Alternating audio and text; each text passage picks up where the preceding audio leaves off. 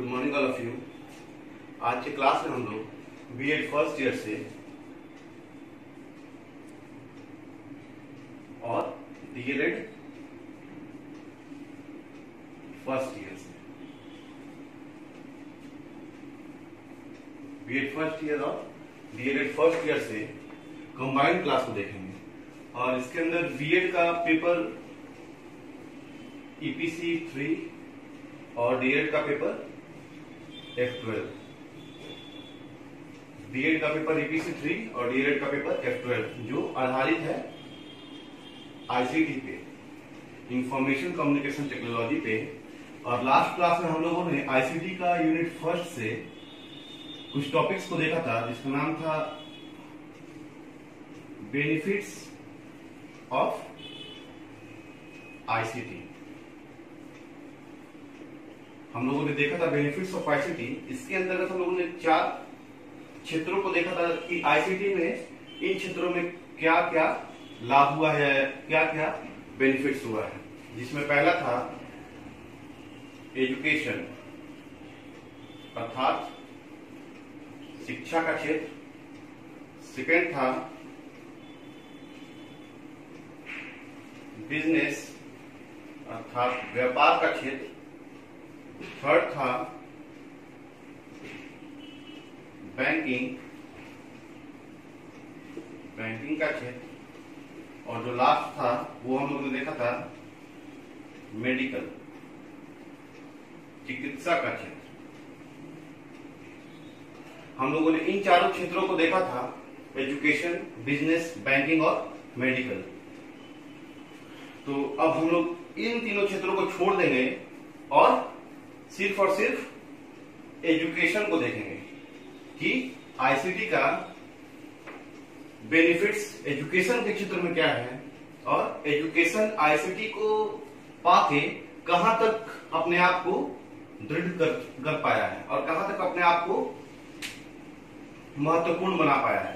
क्योंकि हम लोग जुड़े हुए हैं शिक्षा के क्षेत्र से ही, हम लोग जुड़े हुए हैं शिक्षा के क्षेत्र से, तो हम लोग डिटेल्स देखेंगे कि आईसीटी का यूज और आईसीटी का बेनिफिट्स जो है एजुकेशन के क्षेत्र में कहां, कैसे और कब कब मिला है। अब हम इस क्लास में देखेंगे कि आईसीटी का एजुकेशन के क्षेत्र में क्या योगदान है। हम कह सकते हैं कि आईसीटी का एजुकेशन के क्षेत्र में क्या योगदान है। अर्थात इस क्लास में हम लोग एजुकेशन के ऊपर बेनिफिट्स को देखेंगे कि कौन कौन सा बेनिफिट्स आईसीटी के द्वारा एजुकेशन के क्षेत्र को मिलता है। जिसमें पहला है कि ज्ञान आधारित निर्माण में सहायक, बच्चों में ज्ञान आधारित निर्माण में सहायक। अर्थात जब तक हम सभी जानते हैं कि बच्चों का ज्ञान जब वह विद्यालयी परिवेश में आते हैं तो हम इसको कह सकते हैं कि ज्ञान आधारित निर्माण में सहायक। इसमें हम जोड़ सकते हैं कि ज्ञान आधारित समाज के निर्माण में सहायक। क्योंकि बच्चे कहीं से भी आते हैं, किसी न किसी समाज के अंदर वो रहते हैं। और जब हम बच्चों को आईसीटी के माध्यम से ज्यादा से ज्यादा हेल्प करेंगे शिक्षा के क्षेत्र में, तो एक अच्छे और ज्ञान आधारित समाज का निर्माण हो पाएगा। Helpful in knowledge based society. क्योंकि हम सभी जानते हैं कि आईसीटी के माध्यम से समाज का हर वो व्यक्ति जुड़ सकता है और हर वो व्यक्ति बहुत ही आसानी तरीके से जुड़ सकता है और कहीं पूरे वर्ल्ड का इंफॉर्मेशन वो एक समाज में रह के, एक जगह पे रह के भी प्राप्त कर सकता है। क्योंकि एक अच्छे समाज का स्थापना तभी हो सकता है जबकि वह शिक्षा से जुड़ेगा। और जब शिक्षा से एक समाज जुड़ जाएगा तो ऑटोमेटिक वह एक बढ़िया और शिक्षित समाज कहलाने लगेगा। तो ज्ञान आधारित समाज के निर्माण से सहायक से तात्पर्य है कि एक ऐसा समाज का निर्माण किया जाए जो ज्ञान पर आधारित अपने बुद्धि विवेक से काम करे। जो दूसरा पॉइंट है वह है छात्रों का व्यक्तिगत विकास अर्थात सेल्फ इंप्रूवमेंट ऑफ स्टूडेंट्स। चूंकि बच्चे और मानव को कहा गया है कि मानव से ज्यादा जिज्ञासु प्राणी इस धरती पे नहीं है।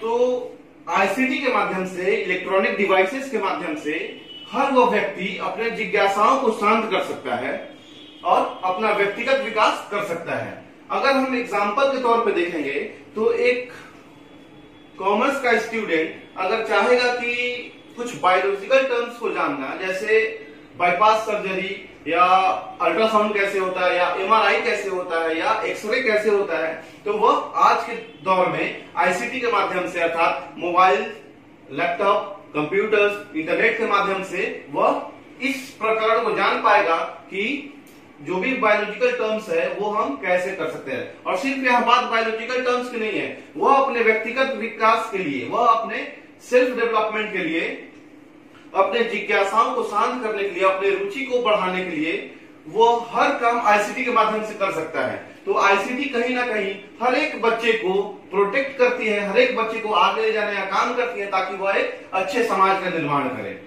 जो थर्ड है वह है शिक्षण में सहायक अर्थात हेल्पफुल इन टीचिंग। क्योंकि टीचिंग से तात्पर्य है कि जब तक बच्चे विद्यालय में जाएंगे नहीं तब तक टीचिंग और शिक्षण कार्य पूरा हो नहीं पाएगा। तो शिक्षण में सहायक से तात्पर्य हम लोग एक छोटे से एग्जांपल को देख के बहुत ही आसानी तरीके से समझ सकते हैं। आज जो मैं इस क्लास को ले रहा हूं, आज जो मैं इस क्लास को ई लर्निंग के माध्यम से आप लोगों के सामने लेके आ रहा हूं और आप लोग चाणक्य कॉलेज ऑफ एजुकेशन के साइट पे, यूट्यूब साइट पे इस पूरे वीडियो को, पूरे लेक्चर्स को सुन पा रहे हैं, समझ पा रहे हैं और सीख पा रहे हैं।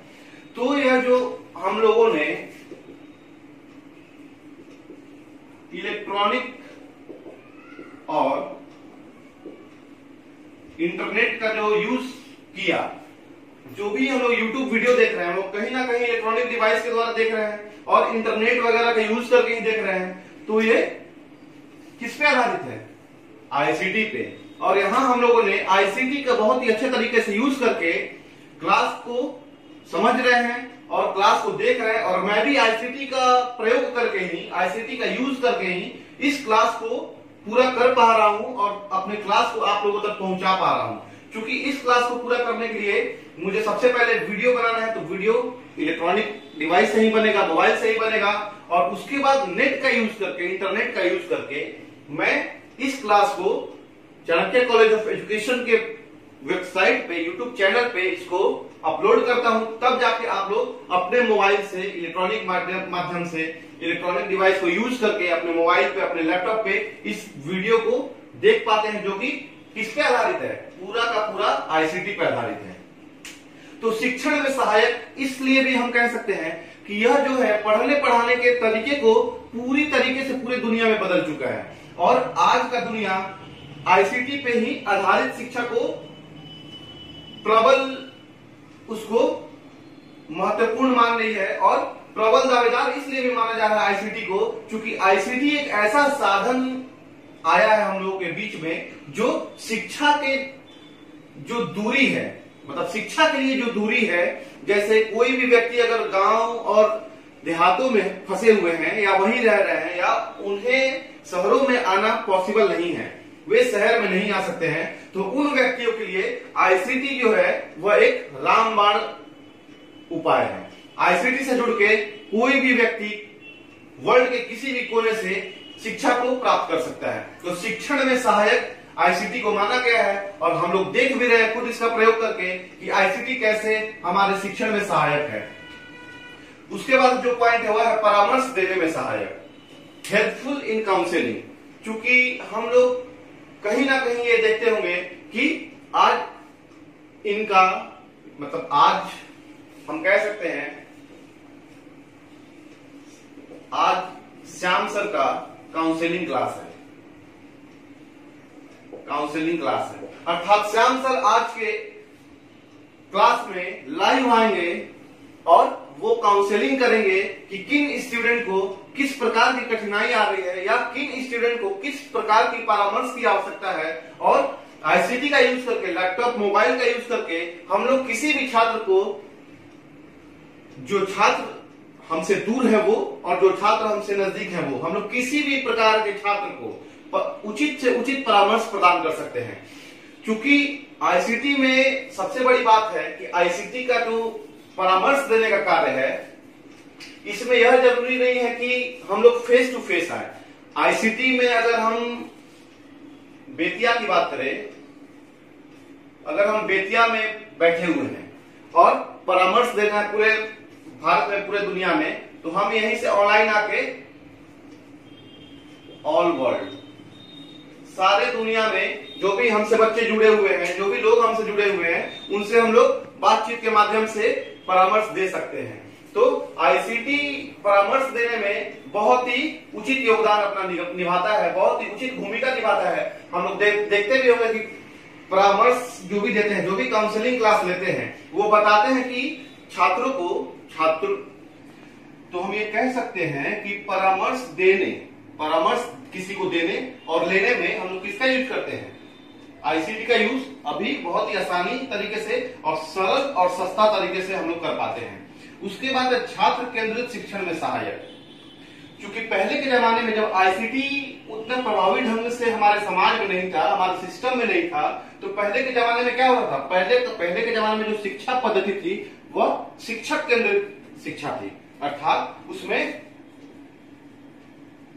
टीचर जो है वह मुख्य भूमिका में होते थे। लेकिन आज का जमाना क्या है, जैसे एनसीए 2005 भी इस बात को कही है और अपने प्रारूप में इस बात को डिनोट कराया है कि आज का जो शिक्षण पद्धति है, आज का जो एजुकेशन सिस्टम है, वह किसके ऊपर आधारित होना चाहिए? बाल केंद्रित शिक्षा होना चाहिए, अर्थात जिसमें बच्चों को ध्यान में रखकर, बच्चों को बीच में रखकर हर एक कार्य उनके सपोर्ट के लिए किया जाना चाहिए। उसमें टीचर को हटा के छात्र केंद्रित शिक्षा पे बल दिया गया है और उसी छात्र केंद्रित शिक्षा को और आगे और ऊंचाइयों पर ले जाने का काम कौन कर रहा है? आईसीटी।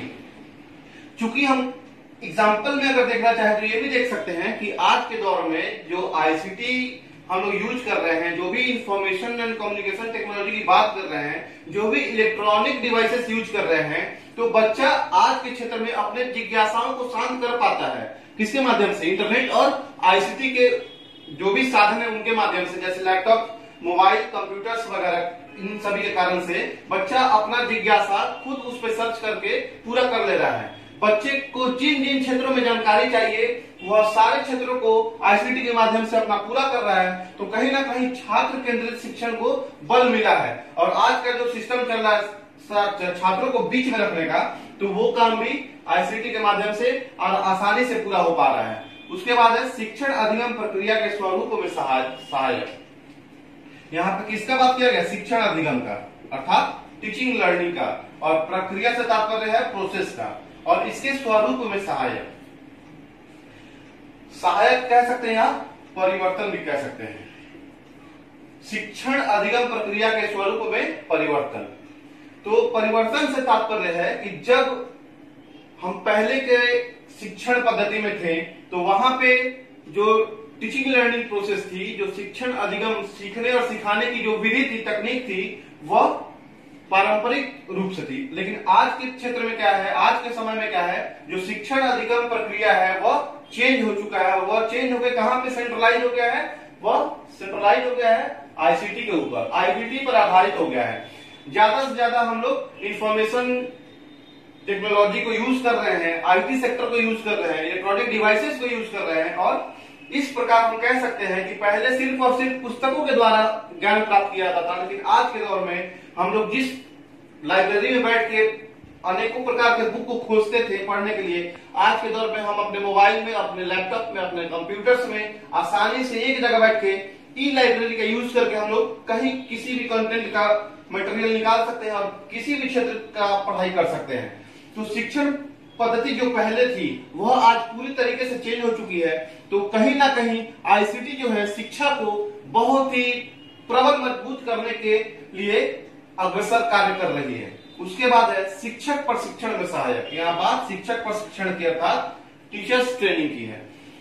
और टीचर्स ट्रेनिंग में आईसीटी कैसे सहायक है? तो टीचर्स ट्रेनिंग में आईसीटी इसलिए वह अनेकों प्रकार के ऑनलाइन कोर्सेज को स्टार्ट किया है ताकि बच्चे ऑनलाइन क्लास लेके अपना ट्रेनिंग पूरा कर पाए, अपना शिक्षण कौशल निखार पाए। और शिक्षण प्रशिक्षण में सहायक आईसीटी इस प्रकार से भी करता है कि एक जगह पे बैठ के हजारों लाखों की संख्या में बच्चे अपने आप को प्रशिक्षित कर पाए और इस समाज को, इस शिक्षण पद्धति को आगे लेके जाए। उसके बाद है शैक्षिक प्रशासन में सहायक। शैक्षिक प्रशासन से तात्पर्य है एजुकेशनल एडमिनिस्ट्रेशन से। तो एजुकेशनल एडमिनिस्ट्रेशन से तात्पर्य यह है कि हमारे शिक्षा पद्धति में प्रशासनिक कार्य व्यवस्था कैसे होगी। तो हम इसको देखते हैं अभी। तो शैक्षिक प्रशासन में सहायक से तात्पर्य है कि शिक्षा के क्षेत्र में, शिक्षण पद्धति में हम लोग कहां कहां आईसीटी का यूज एडमिनिस्ट्रेशन के लिए करना चाहते हैं और एडमिनिस्ट्रेशन के लिए कर पाते हैं। तो हम अगर नॉर्मली देखना है तो हम देख सकते हैं कि अभी के लिए बच्चों और टीचर्स के लिए भी अटेंडेंस रजिस्टर में ना होके इलेक्ट्रॉनिक डिवाइस के लिए थंब अटेंडेंस का यूज होता है। तो वो आईसीटी का ही एक छोटा सा एग्जांपल है। और अगर सीसीटीवी कैमरा की बात करें, सीसीटीवी कैमरा की बात करें जो कि बच्चों के लिए और पूरे शिक्षण पद्धति के लिए और किसी भी संस्था के लिए वह एक प्रहरी का काम करती है। जो सीसीटीवी कैमरा है वह एक प्रहरी का काम करती है कि कहीं भी किसी प्रकार का अनाचार, दुराचार या किसी भी प्रकार की कठिनाइयों का सामना बच्चों को या शिक्षकों को नहीं करना पड़े, इसलिए सीसीटीवी कैमरा का यूज किया जाता है। और वह सीसीटीवी कैमरा किसका एग्जाम्पल है? आईसीटी का एग्जाम्पल है।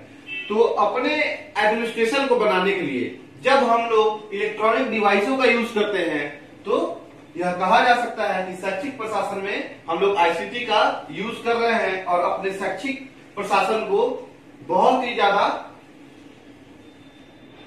मजबूती प्रदान कर रहे हैं। उसके बाद है लास्ट शैक्षिक शोधकर्ता में सहायक अर्थात हेल्पफुल इन एजुकेशनल रिसर्च।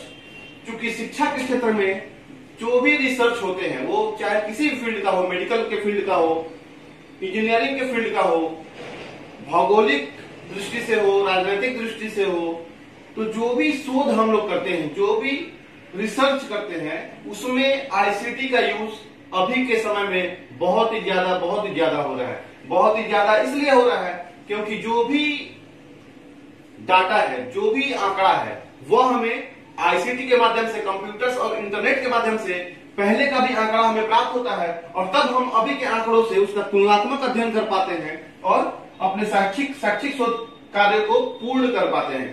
तो शिक्षा का क्षेत्र में हम कह सकते हैं कि आईसीटी का बहुत ही महत्वपूर्ण योगदान है। और शैक्षिक शोध कार्य से तात्पर्य यह भी है, जैसे आज के दौर में जो भी पूरा वर्ल्ड, पूरा दुनिया आज किस लिए शोध कर रहा है?